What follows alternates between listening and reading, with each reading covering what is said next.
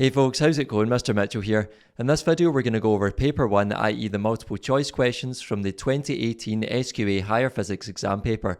Now there are 20 questions in this paper and I recommend that you try them yourself before looking at these solutions. So let's get started. Question 1 says that a car is moving at a speed of 2.0 meters per second. The car now accelerates at 4.0 meters per second squared until it reaches a speed of 14 meters per second.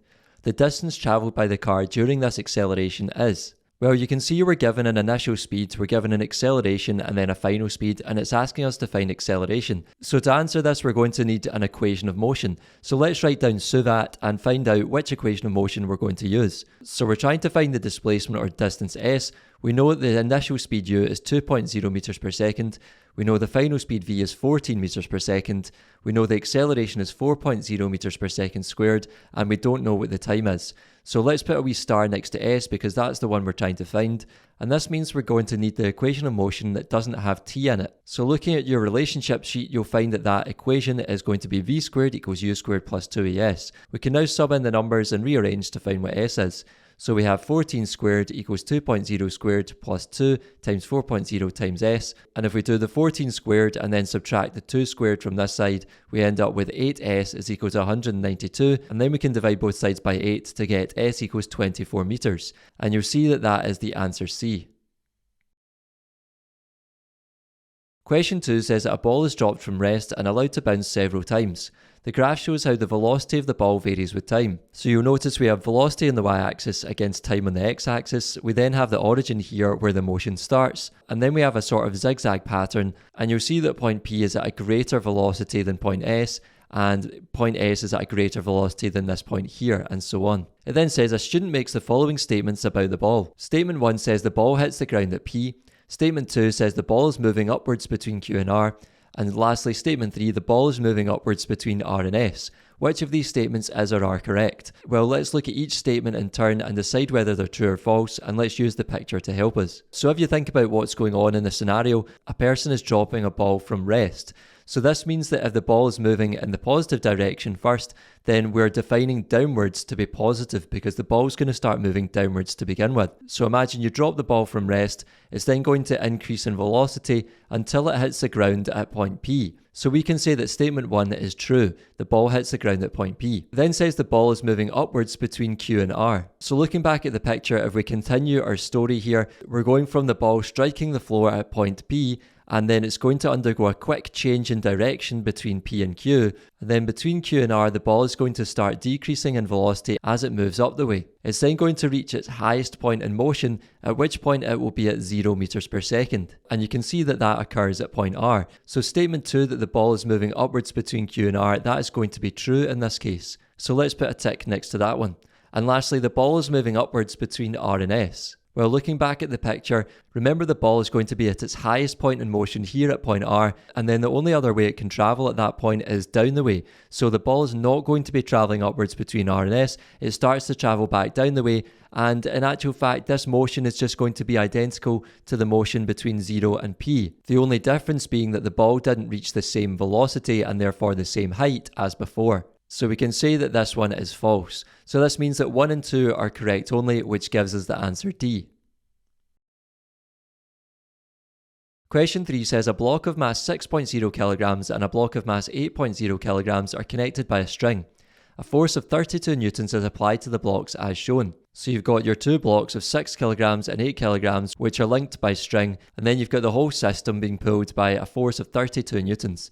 It then says a frictional force of 4 newtons acts on each block.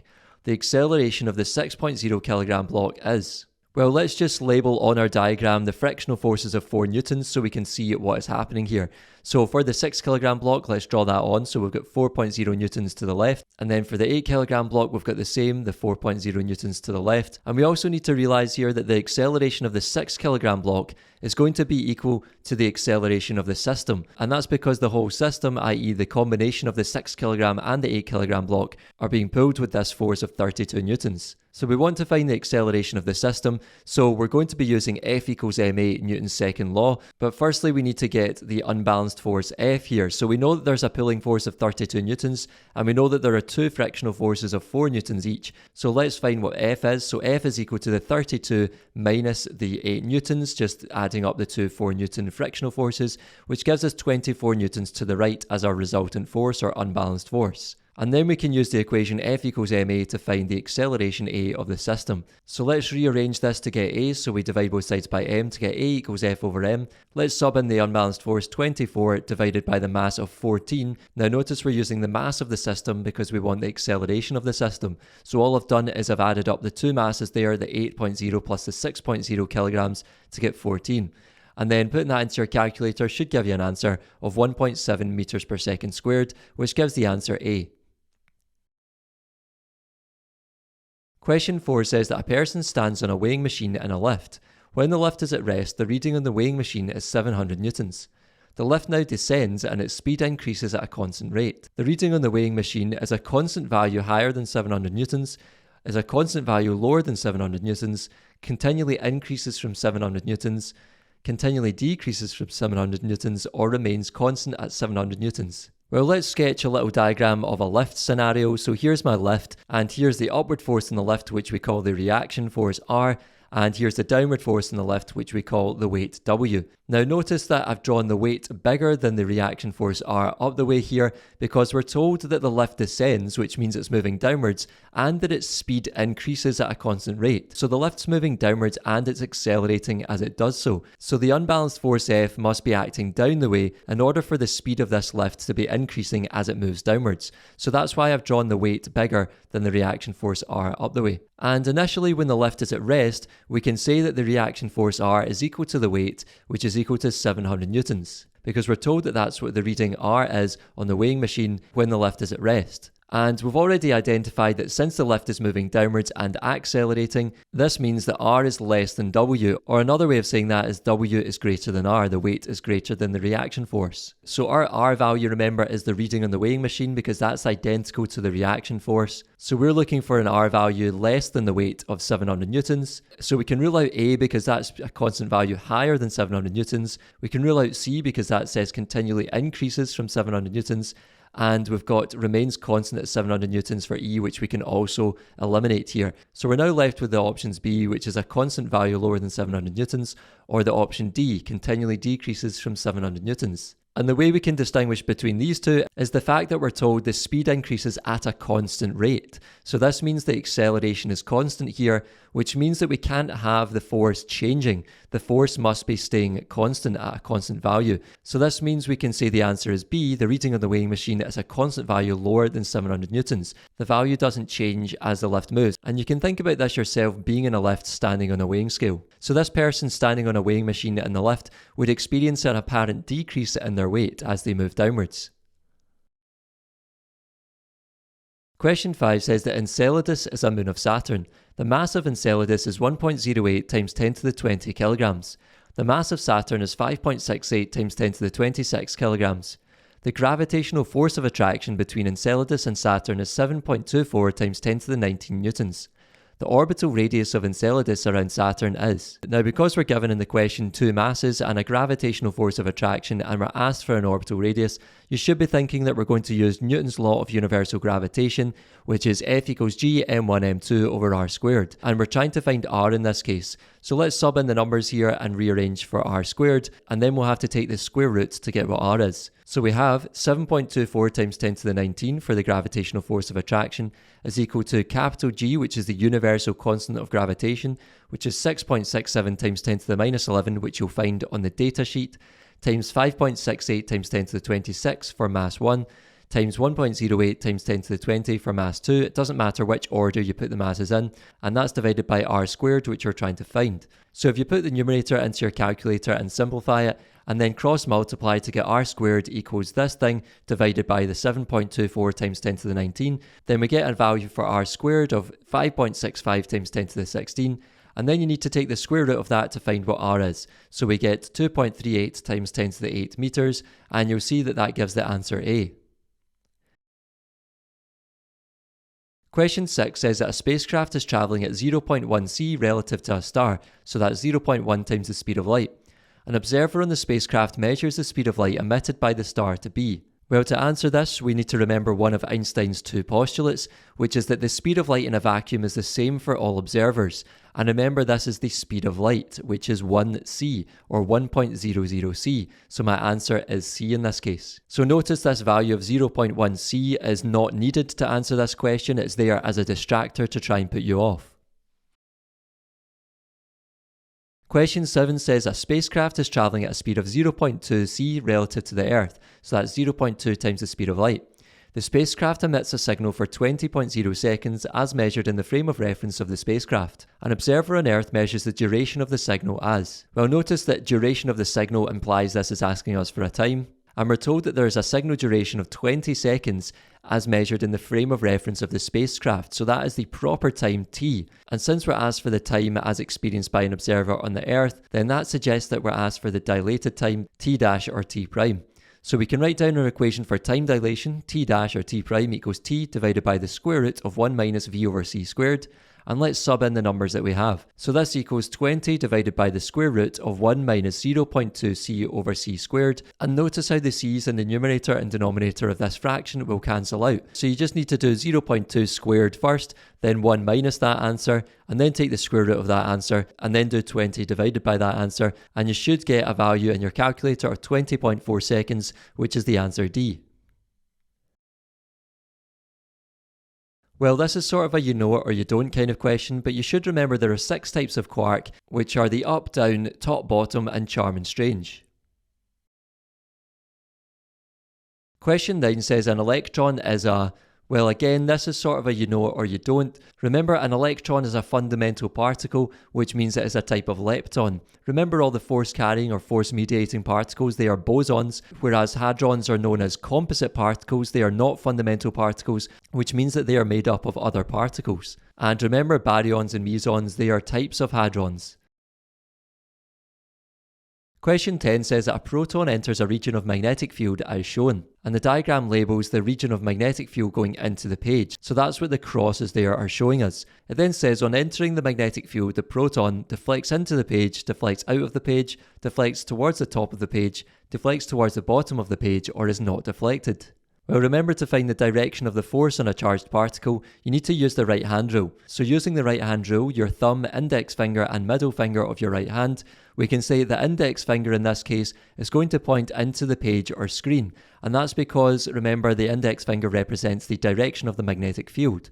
So this is going into the page or screen. And then because the proton, the particle, is moving to the right in this case, you want to rotate your hand so that your middle finger points to the right, in this direction where the proton is moving. And if you do that, you should notice that your thumb points towards the bottom of the page or screen. However, remember the right hand rule is for negative charges, and we're using a positive charge here, a proton. So that means that we need to reverse the thumb direction since we're using a positively charged particle. So instead of our proton moving towards the bottom of the page or screen in this direction, it's going to actually curve up the way towards the top of the page. So this means our answer is C. Question 11 says a nuclear fission reaction is represented by the following statement. So we have a neutron plus a uranium-235 nucleus on the left-hand side of our reaction, and then we have a barium-141 nucleus plus a nucleus X plus 3 neutrons. It then says the nucleus represented by X is. Well, remember the way to tackle these questions is to compare the mass numbers and atomic numbers on the left and right hand sides. And remember the rule is that they should add up to be the same on both sides. So to find the mass number for X, which is the upper number, we can add up the 2 on the left hand side first. So we have 1 plus 235 is 236. And then on the right hand side we have 141 there, plus 3 times the 1 for the 3 neutrons. So that is 141 plus 3, which is 144. And then to find A, we do 236 on the left hand side minus the 144 on the right hand side, which gives us a number of 92. So that means the answer should be B here, but let's just check that the atomic number is 36. So for the atomic number, we have 0 plus 92 on the left hand side, and then on the right hand side we have 56 plus an unknown plus 3 times 0, which is 0. So to find z, it's simply 92 minus the 56, which gives us 36. So we have 92 and 36, which gives us the answer B. Question 12 says the irradiance on a surface of 0.5 meters from a point source of light is I. The irradiance on a surface 1.5 meters from this source is. Well, notice how this is asking us about irradiance and distance from a point source. So we're going to need our equation for that, which is I1d1 squared equals I2d2 squared. And notice how the initial irradiance is given in terms of I, which means our final irradiance must also be given in terms of I, that initial irradiance. So let's sub in the numbers. So we'll get I for the initial irradiance times 0.5 squared, which is the initial distance, which is equal to I2, the final irradiance, times 1.5 squared, which is the final distance. Well, doing I times 0.5 squared and then dividing that by 1.5 squared gives us an answer of I2 equals 0.11 I, and you'll see that is the option A. Question 13 says waves from two coherent sources S1 and S2 produce an interference pattern. Maxima are detected at the positions shown below. So you can see in the picture our two sources S1 and S2. We've then got our maxima evenly spaced along here, and it's labelled a maxima P for us there. And the waves are going separately from the two sources to this maxima P. It then says the path difference S1P minus S2P is 154 millimeters. The wavelength of the waves is. Well, here, because we're dealing with maxima and it's talking about path difference and wavelength, we're going to use the relationship for path difference for maxima. So we can say for maxima that path difference equals m lambda. We know the path difference S1P minus S2P is 154 millimeters. So let's rewrite this in terms of that path difference there. S1P minus S2P equals m lambda. Now let's sub in the numbers. So we have 154, just keeping that in millimeters, is equal to 5 times lambda. Now the reason I've chosen 5 for m is because if we count along from m equals 0, the 0 order maximum, then we have m equals 1, m equals 2, m equals 3, m equals 4, and m equals 5. So that is the fifth maxima along from the m equals 0 centre. So now we have 5 lambda is 154, so let's divide both sides by 5 to get what lambda is, and that should give you an answer of 30.8 millimeters, remembering to keep that millimeters in the final answer there. So that gives us the answer D here. Question 14 says a ray of monochromatic light passes from air into a block of glass as shown. So we've got air out here and the glass block here, and you see the light goes in and bends slightly towards the normal. It then says the wavelength of this light in air is 6.3 times 10 to the minus 7 meters. The refractive index of the glass for this light is 1.5. The frequency of this light in the glass is. Well, the key here is to remember that when light goes from one material into another, the frequency stays the same. So we can say the frequency of the light in the glass is equal to the frequency of the light in the air. So we can use the data for the air to find the frequency of the light in the air, and that's going to be identical to the frequency of the light in the glass. And because we know the wavelength of the light in air and we know the speed of light is 3 times 10 to the 8 meters per second from the datasheet, then we can simply use the equation from National 5 Physics, V equals F lambda. So writing down V equals F lambda, we're trying to find what the frequency F is. So let's rearrange for F, so we get F equals V over lambda, and let's substitute in the numbers to get 3 times 10 to the 8 divided by 6.30 times 10 to the minus 7 for the wavelength there. And remember, we're using the speed of light since we're talking about light in this question. So putting that into your calculator should give you an answer of 4.76 times 10 to the 14 Hz, which you'll see gives the answer D. Question 15 says a circuit is set up as shown. So you've got two cells to create a battery of 12 volts, you've got an ammeter A1, and then you've got these two resistors of 10 ohms in parallel there with another ammeter A2 and a switch, and then you've got another resistor of 10 ohms with a voltmeter in parallel with it. It then says the battery has negligible internal resistance. A student makes the following statements about the readings on the meters in this circuit. Statement 1 says when switch S is open, the reading on the voltmeter will be 6.0 volts. Statement 2, when switch S is open, the reading on A2 will be 0.6 amps. And statement 3, when switch S is closed, the reading on A1 will be 0.8 amps. Which of these statements is or are correct? Well, let's look through each statement in turn and decide with the diagram whether they are true or false. So let's look at the first one. When switch S is open, the reading on the voltmeter will be 6 volts. So looking at the diagram, it's initially got switch S open, so let's think about what is happening here.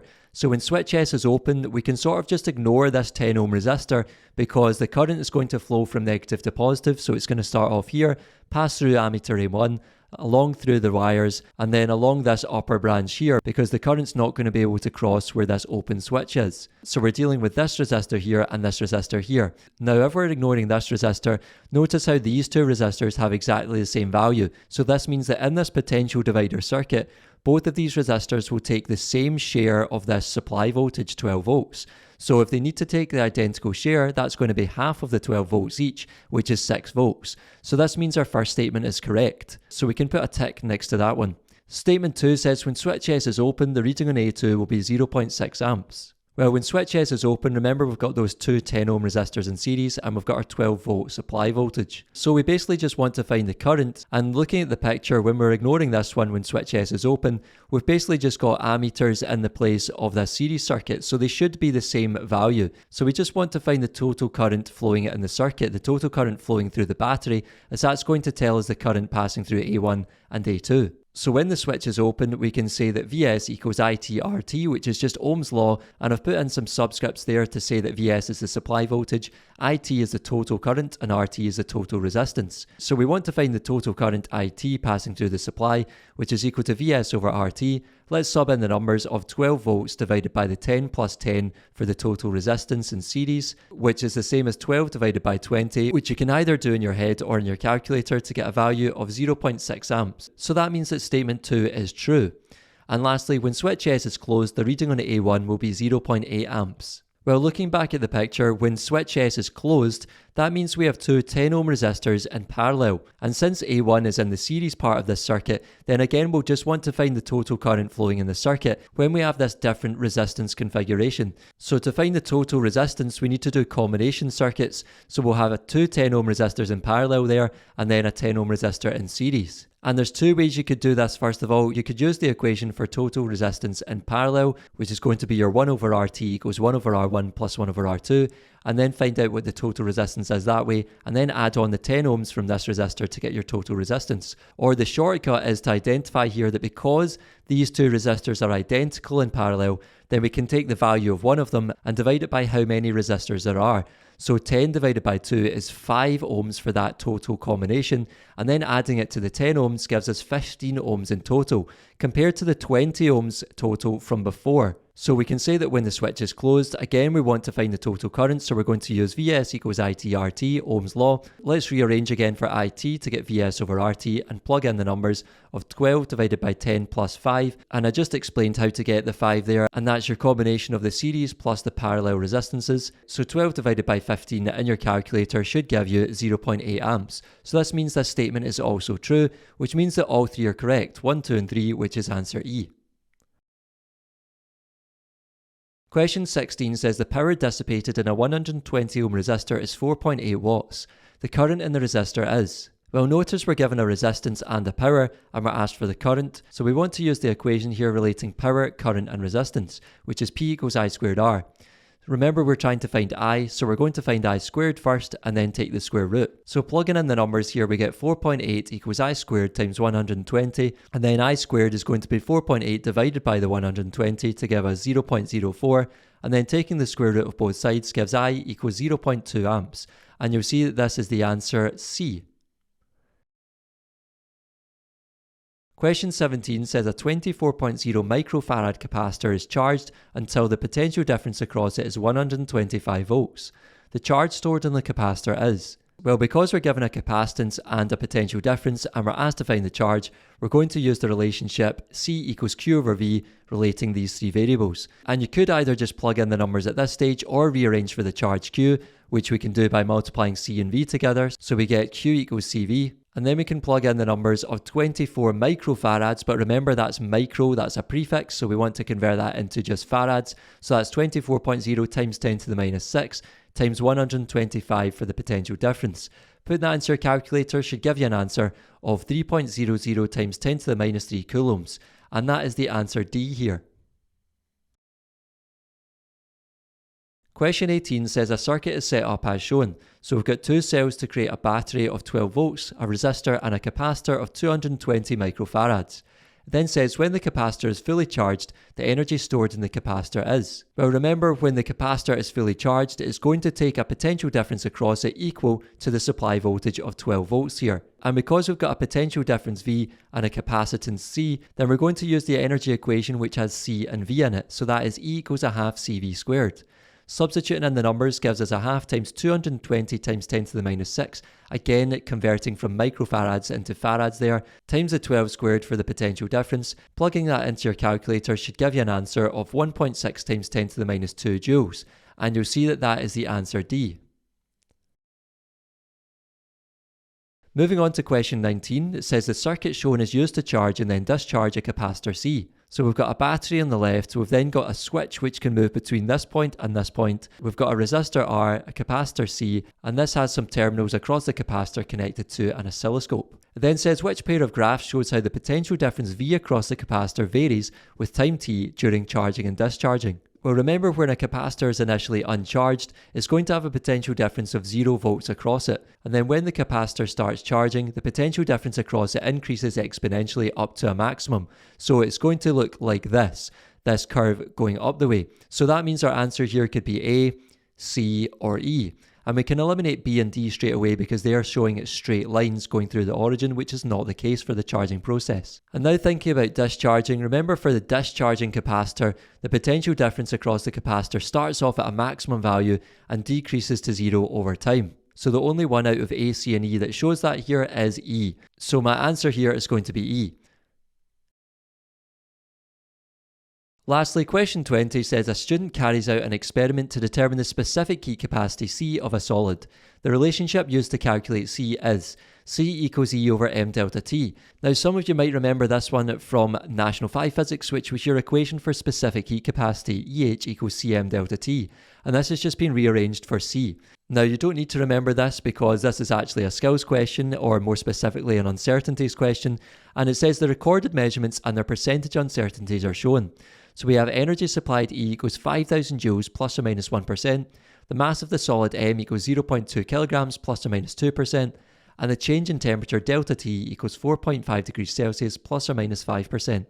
Then says a good estimate of the percentage uncertainty and the calculated value of C is. Well, because C depends on the energy, mass and change in temperature, this is essentially a combination uncertainties question. So we've got the percentage uncertainties in each of these values, and what we need to do to find the combination uncertainty or the overall uncertainty in C is we need to remember this key rule, which is that the uncertainty in C here is going to equal the largest percentage uncertainty, which is equal to plus or minus 5% in this case. So remember, all we do is we find the percentage uncertainties, but they're already done for us, and then we choose the biggest value. So that tells us the overall uncertainty in the calculated value, which is the plus or minus 5%.